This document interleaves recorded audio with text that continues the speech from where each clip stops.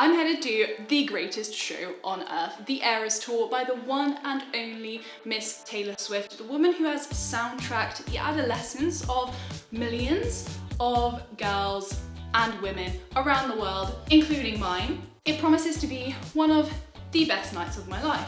So why am I so conflicted as an environmentalist girly?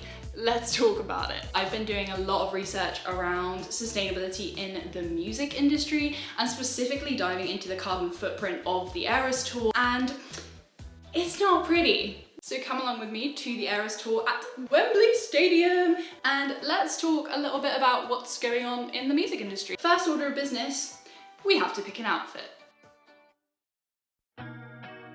First of all, we're looking in our own wardrobes, aren't we? And if we don't really have something to wear to a specific occasion, then we either rent or shop secondhand. But even then, we're only buying things that we'll rewear, right, girls? Or we can swap clothes with friends or whatever. So with that in mind, I am determined to build my Eras Tour outfit with clothes that I already own.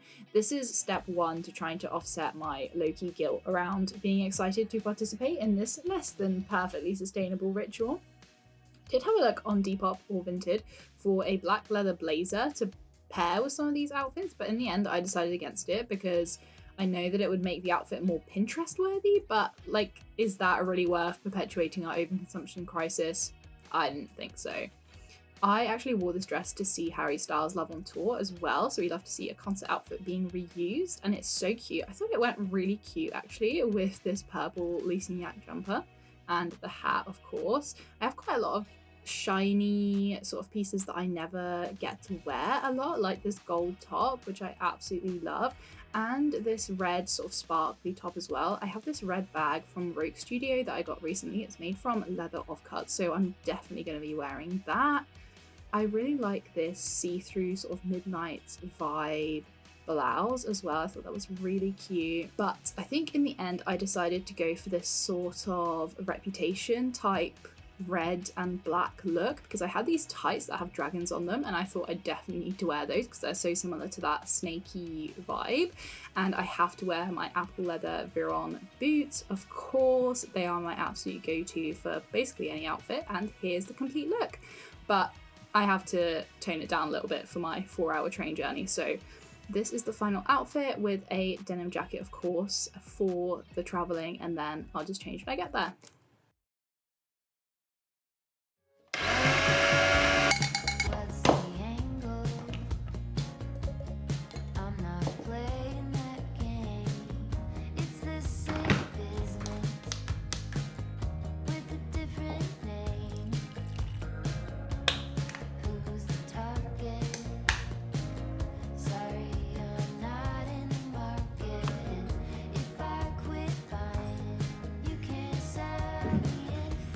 Today is the day. I've got a train to catch in about 30 minutes, but I thought that's just about enough time to have a coffee and to talk a little bit about sustainability in the music industry.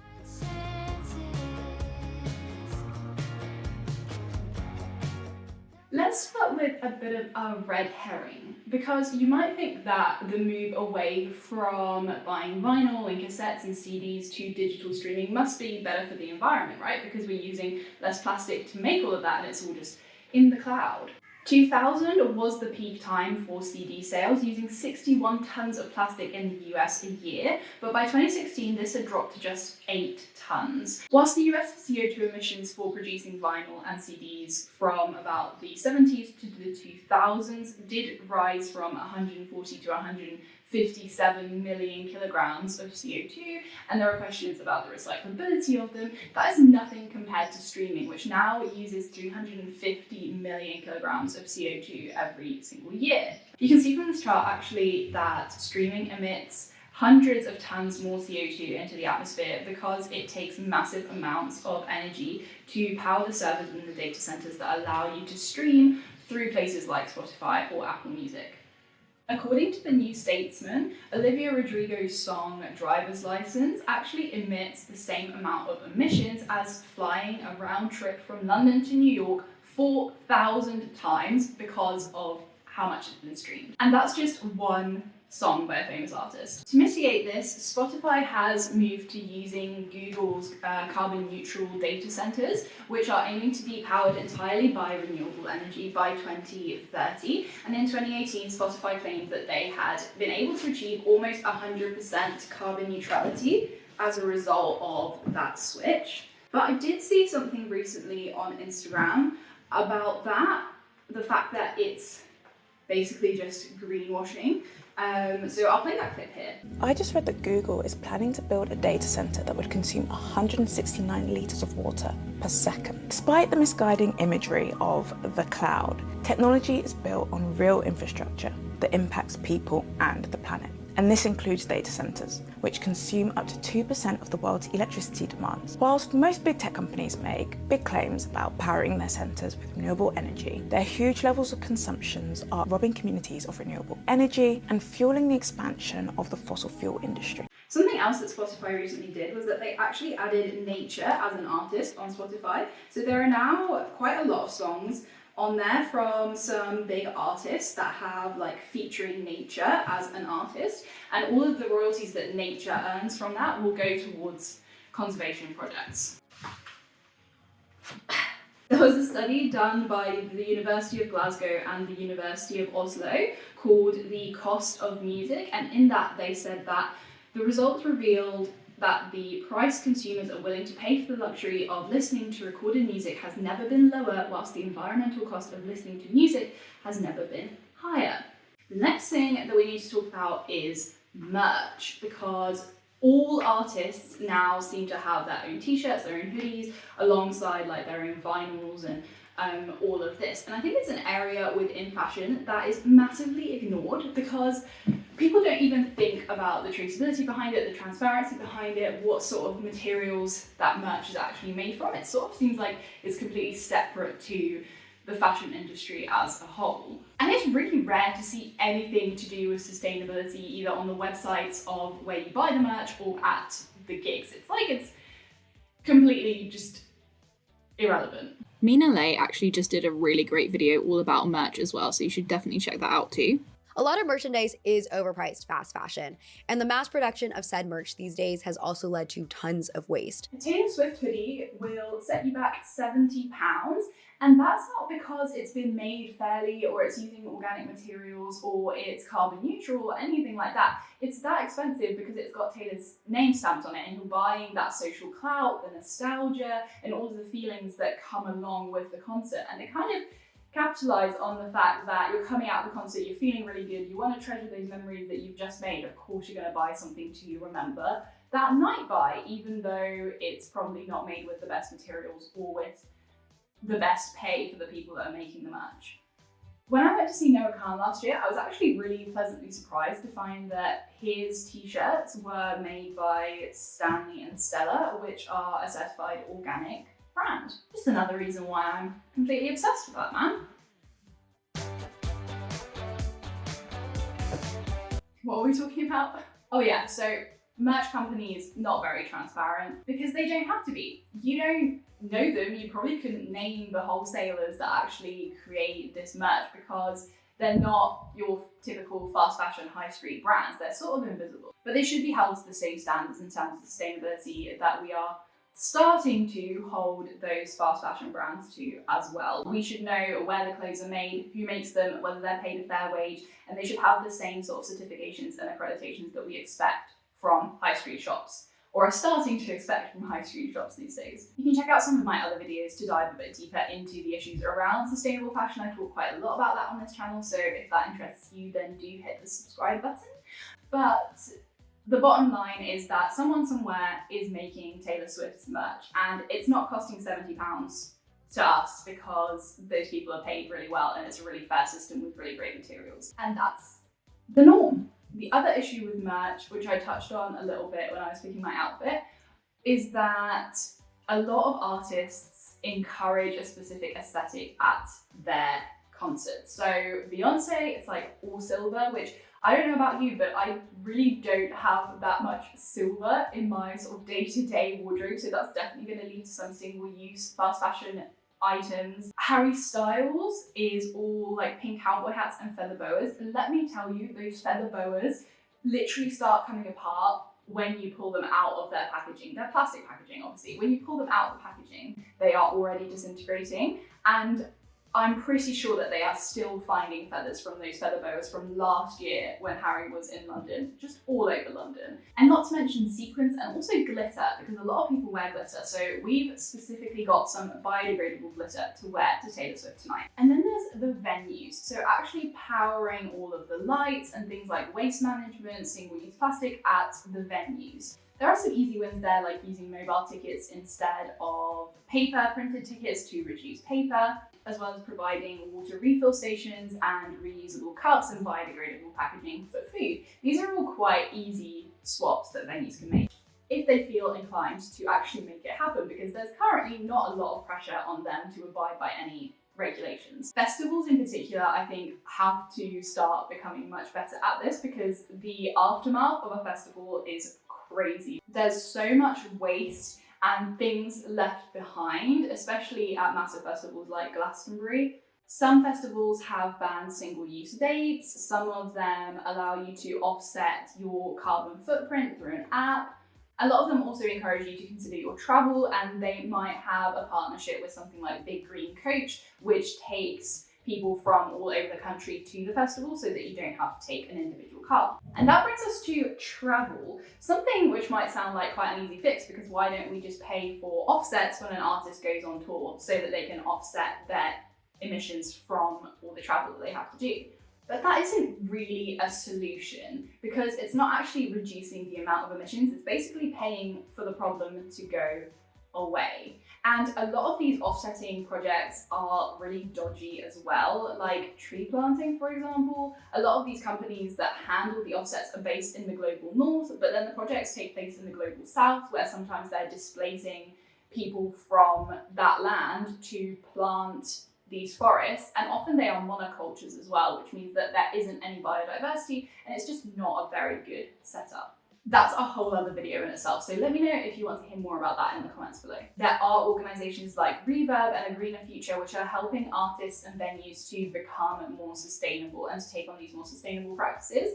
And some artists are really leaning into it. Coldplay is a really good example. That's been in the news quite a lot recently, so we'll talk a little bit more in detail about Coldplay in a bit. But the band Massive Attack also commissioned a study to look at the impact of their tours and to use it to create a roadmap for the entire sector to reduce emissions. The 1975 and Ed Sheeran also used biofuels to power their tour vehicles. But actually, when it comes to transport, the artists make up a much smaller percentage of the problem. It's all the fans that are traveling to these concerts that are the real issue. Because when you think about it, Wembley Stadium has a capacity of 90,000 people, whereas the artists and their stage crew and all the dancers and everyone that they bring with them is going to be a much smaller number of people than everyone traveling to those concerts, and often from really far away.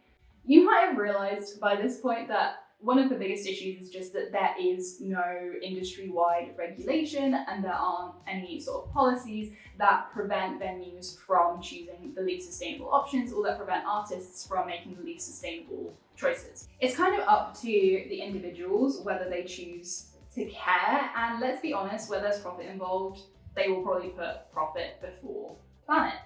But that also means there's no scrutiny, there's no accountability, there's no responsibility being taken, because there isn't a light being shined onto these issues.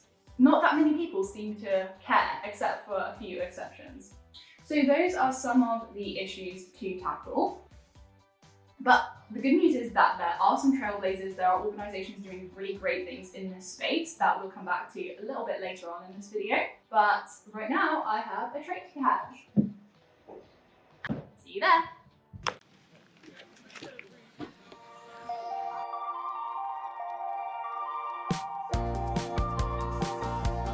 Whilst I was on the train, I was looking at this New Zealand Herald article, which was super interesting, and it turns out that after the US, the countries with the most Swifties are actually the Philippines, then Canada, Australia, Hong Kong, and New Zealand.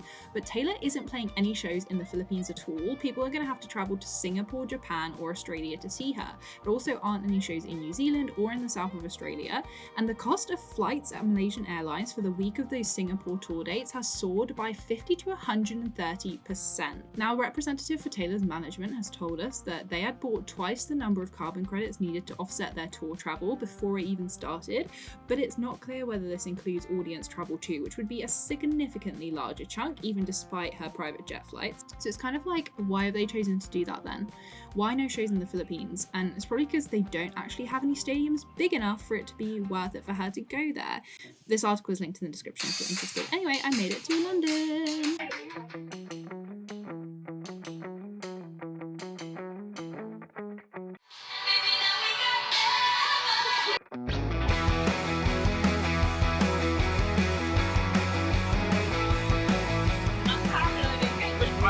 Alcohol-free area.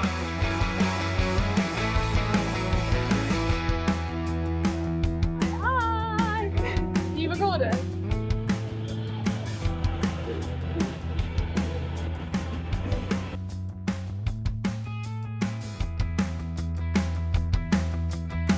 Now, before we get to the good stuff, I thought I should explain a little bit more about what Taylor specifically is doing, what she's not doing, and what she could be doing to make the Eras tour a little bit more sustainable.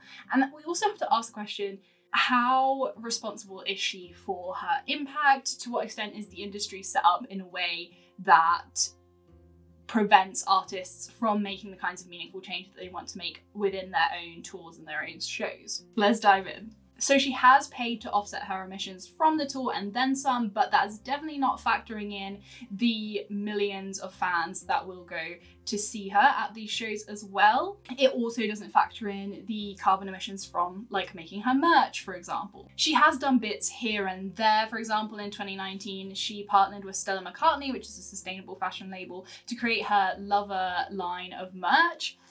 But if we consider this from a lens of like just the fashion industry in general, this is something that a lot of fast fashion brands are increasingly doing, where they bring out a more sustainable or a recycled collection, but then they don't actually look at all of the other sort of business as usual stuff that they sell.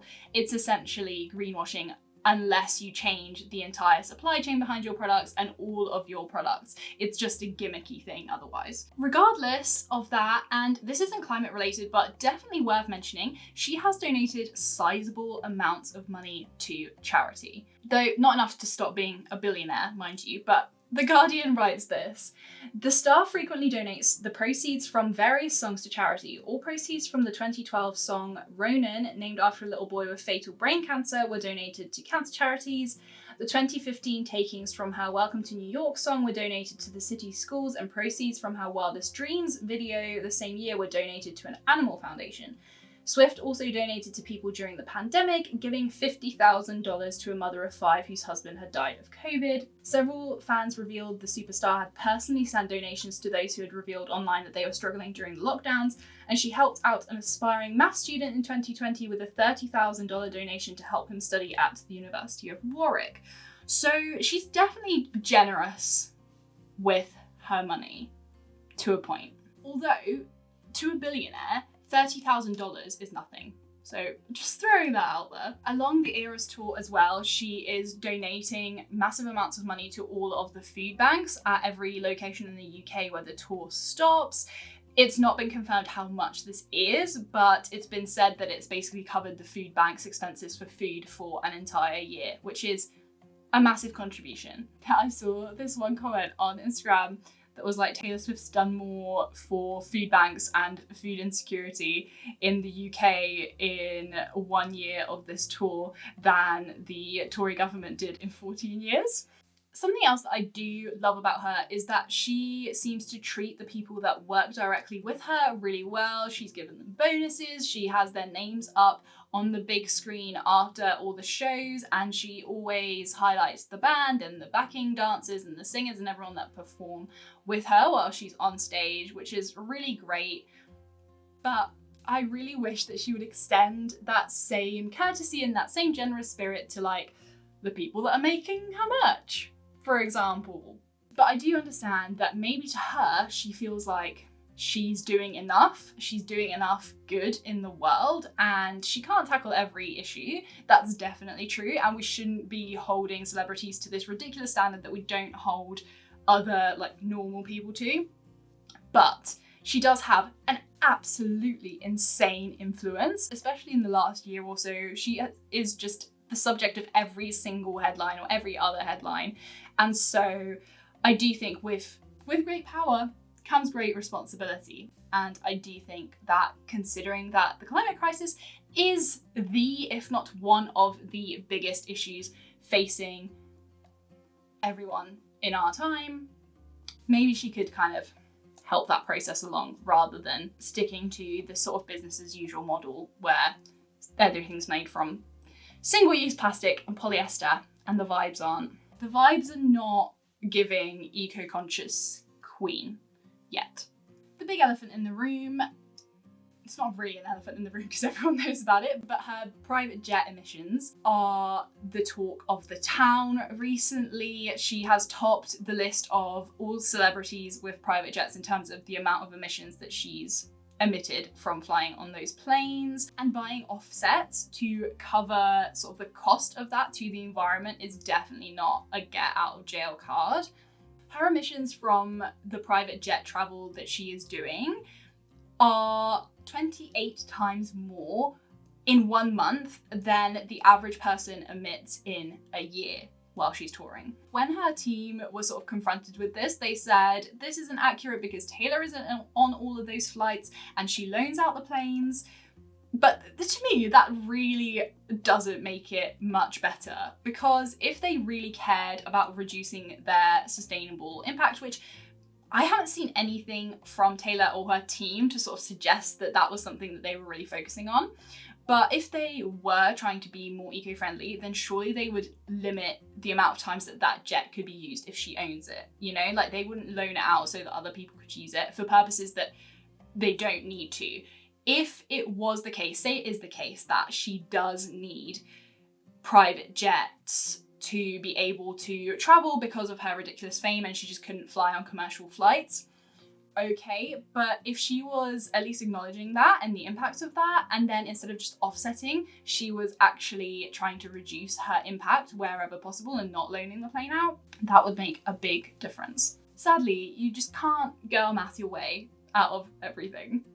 And let's not forget that her team also threatened legal action against this student called Jack Sweeney because he was sharing publicly on social media the flights that she was taking on her private jet, as well as other celebrities, the flights that they were taking. This is information that is publicly available, and he was just highlighting the ridiculous carbon emissions that have come from her using those private jets.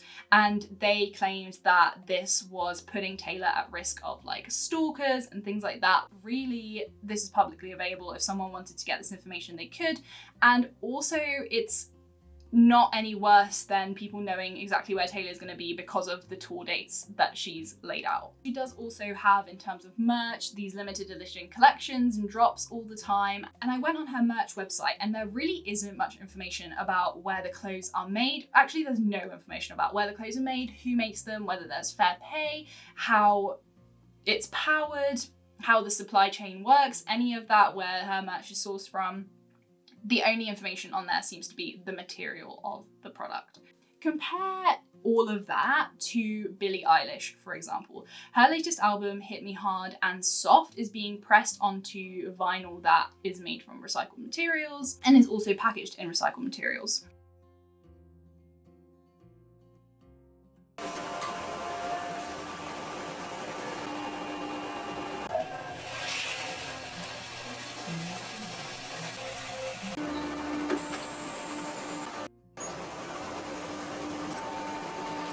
That said, she will still be doing over 80 shows to promote this new album. And to try and combat that, she is working with this organisation called Reverb, which she has worked with before.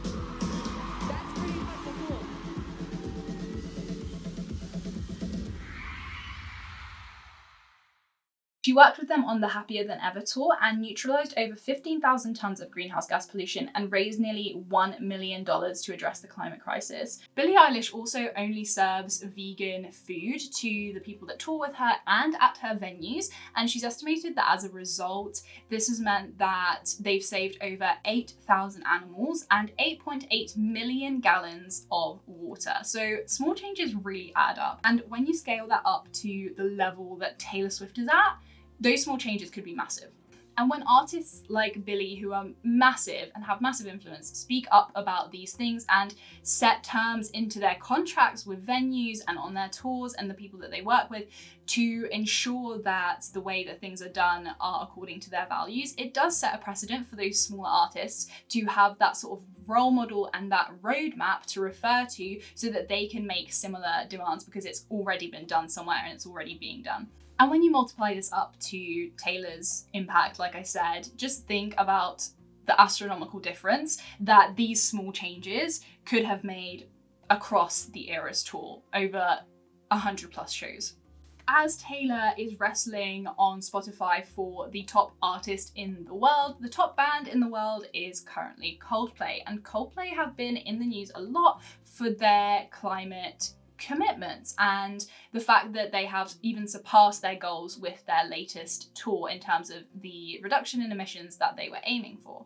They wanted to reduce the CO2 emissions from their Music of the Spheres tour by 50% compared to their last world tour and develop some new super low carbon touring methods. They've actually already cut their emissions by 59% and the tour's not even over yet, and that's been verified by the MIT Environmental Solutions Initiative.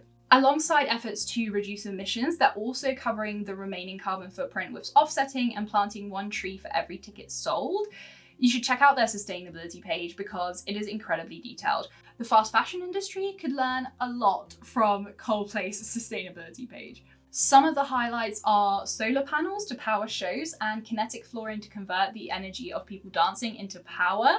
If they do need to fly privately, they use sustainable aviation fuel, which is made from 100% waste. The LED wristbands that you might have seen at some of their shows, they are actually compostable, and apparently they have a return rate after the shows of 86% so that they can be reused, which is great as well. I know that Taylor also has those wristbands, but I've not seen anything about them being compostable or biodegradable or anything like that. That said, Coldplay did hit a few bumps in the road before they got to this whole system and all of these initiatives, because when they were promoting their second album, they decided to plant 10,000 mango trees in India to offset the emissions from producing that album.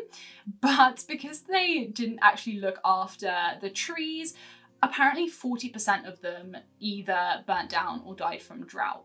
The villagers were saying that they had been given no funds for like fertilizer or irrigation. So this is a great example of a very, very poorly managed carbon offsetting scam, essentially. So it's great to see that they've taken a lot of steps since then and massively scaled up all of these solutions. And now they actually have like a credible model that other artists can take and learn from and iterate for their own tours and across the venues that they tour with. So is it true that Taylor is part of an industry that, as Billie says, makes it basically impossible for an artist not to cause massive amounts of waste? Yes. But are there people that are doing a lot more within the same space and with less of an influence to have a much bigger impact in terms of reducing their carbon footprint? Also, yes. She's got all this power, but like, what is she using it for? While you ponder that, let's get back to what you probably actually came to see, which is Taylor Swift at Wembley, baby! Woo!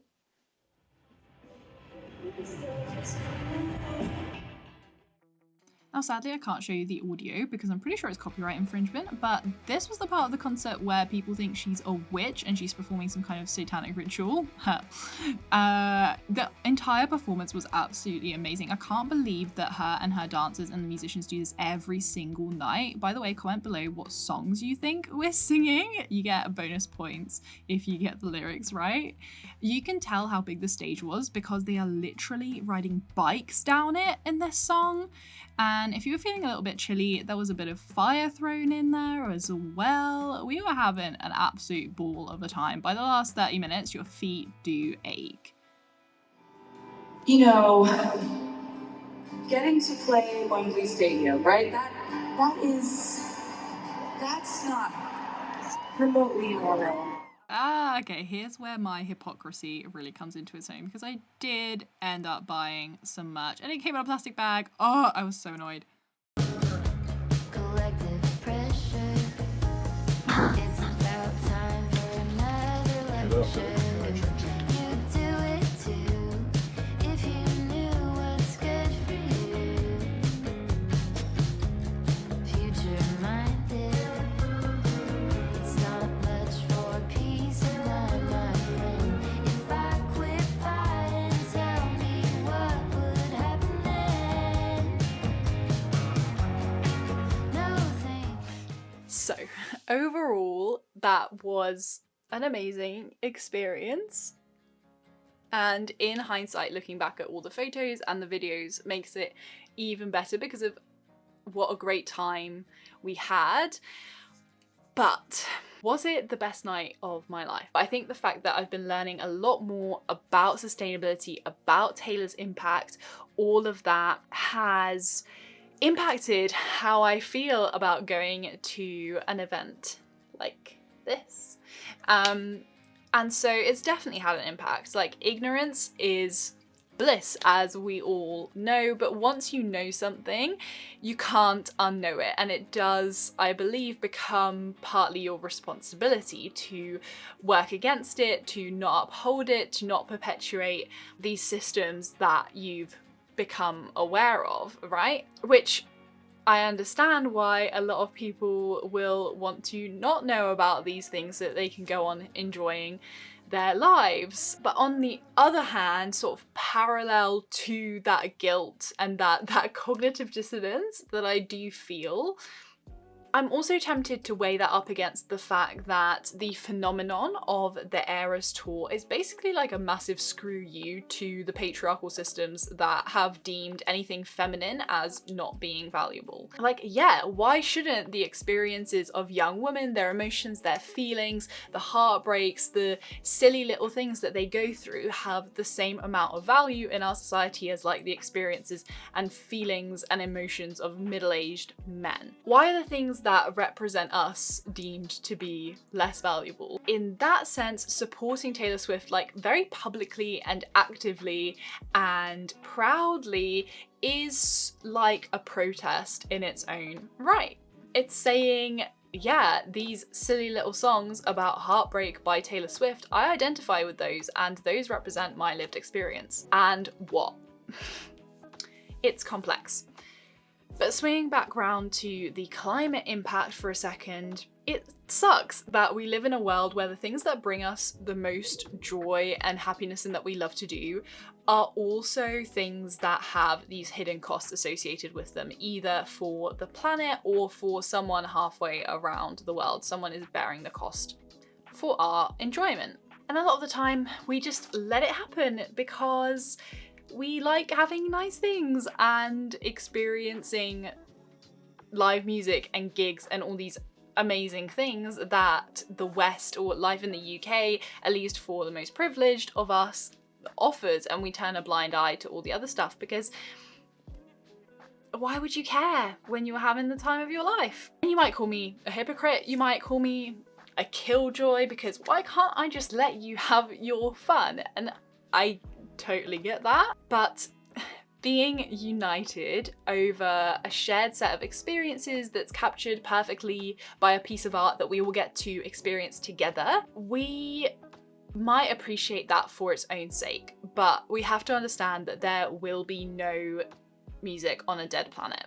I kind of hate to tell you this, but if you love live music, if you love Taylor Swift's Eras Tour, if you love her music, if you love going to see her or any other live performer, or if you love streaming, if you love listening to music, if you love performing music, if you love enjoying music with your friends, if you love listening to vinyl, collecting vinyl, you have to understand that things need to change within the industry so that people further down the line can enjoy those very same things. Otherwise, we're just being incredibly selfish. Go to the events, have the time of your life, but then use that as fuel to work towards protecting those things. By voting with your wallet, by asking questions of organisers, of artists, of venues. I sincerely believe in the power of this immense fan base to turn their energy into something really productive if it was directed in the right way. And of course, Taylor, as the head of this immense fandom, has the power to steer us in whatever direction she personally chooses fans to go to. I really don't want to end this video on a bummer, so here are some things that you can still do to enjoy live music but help support the organisations and the people working to make the industry more sustainable. If you're going to a festival, have a look at the travel options on the festival's website, see what they're doing in terms of more eco-friendly travel, and see if you can leave the car at home and get public transport instead. And that goes for gigs as well. And if you're going to a festival, please think about your impact in terms of not leaving loads of rubbish everywhere, in terms of taking your tent home. All of these things, they all add up when you've got tens of thousands, hundreds of thousands of people, in the case of Glastonbury, for example, doing it or not doing it. Also, avoid those single-use outfits like we talked about at the very start of this video. Wear something that you already have, swap with friends, swap with family, or buy secondhand if you really need to. You can also follow and support organisations like Reverb or Music Declares Emergency, who are a collective of artists and musicians who are working towards climate action. My cap that I was wearing at Wembley with the No Music on a Dead Planet was actually from their merch shop, so you can definitely support that and check that out. You can also just reach out to your favourite artists and ask them, comment on their posts to ask them what they are doing to make their tours more sustainable, because something that a lot of these artists emphasize again and again at those shows is that they wouldn't be where they are without the fan support. And so we have power in this situation. Like, we can leverage that power to put some pressure on that artist, and if that artist cares about their fans, then they should at least consider what we're trying to tell them. If enough people say like, hey, what are the transport options to this venue, or will there be loads of single-use plastic, or what are you doing to offset your carbon emissions from this new album that you're producing? Like, ask the questions and get the conversations going. So, does going to the Eras tour and buying the merch make me just a massive hypocrite? Well, at least I understand that there is cognitive dissonance there, because some people just completely ignore it, and I think that that is wrong. I do feel like I deny myself quite a lot of things that are considered in the mainstream to be enjoyable, such as like eating meat, for example. I don't eat meat. And so I feel like there are certain things where I need to have balance, where I need to give myself some form of like pleasure and enjoyment. I'm not saying that I don't get enjoyment out of eating things that aren't meat, but things like this, I feel like there has to be some sort of leeway. We can't just hold back from everything that makes life enjoyable and worth living, because capitalism has sort of taken a hold of it, and everything that we do in our daily lives is just a product of that. But maybe that's just me trying to excuse my behavior. All I'm saying is that I'm still figuring it out, and if you are too, then that is totally fine, because it's all a journey. Individual consumption can go some way, but we also have to consider the fact that these massive artists have a ginormous say in how venues function, in how their tours function, in the accommodations that are made for them. The solutions exist, we just need to apply them. I really hope to see Taylor shaking off her bad reputation when it comes to climate action very soon. If you enjoyed this video, then please give it a thumbs up so that YouTube knows to recommend it to more people, and subscribe if you want to see similar content to this. If you still haven't had your Taylor Swift fill, which I completely understand, then check out this video next, where I talk all about how Taylor Swift became a billionaire and whether there is such a thing as an ethical billionaire. I will see you over there. Stay kind. Bye.